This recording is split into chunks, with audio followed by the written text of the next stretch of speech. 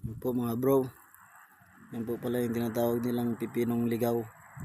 Yung maliliit ng bunga. So mga bro, subukan natin kainin yan.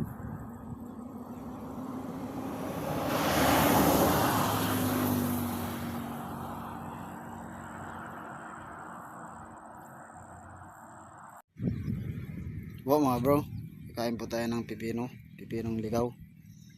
Yan po. Habang nakatambay tayo dito, habang nagbibilad. Ito yung mga binibilad namin mga bro. Yan, susubukan natin kainin mga bro kung anong tunay na lasa.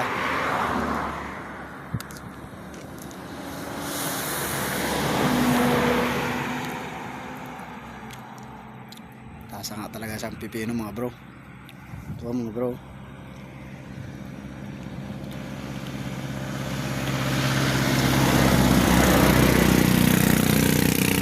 Masim. Ito mga bro. Legit nga talagang kinakain mga bro. Papatunayan na natin na kinakain talaga ito mga bro.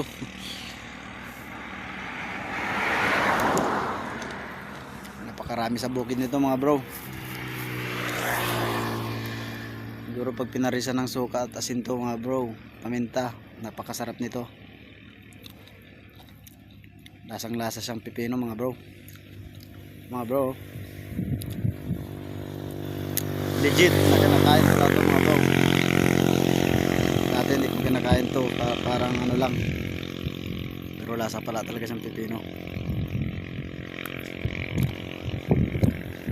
mga bro.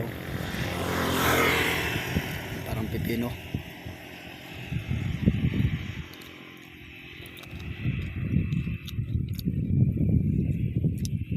natural.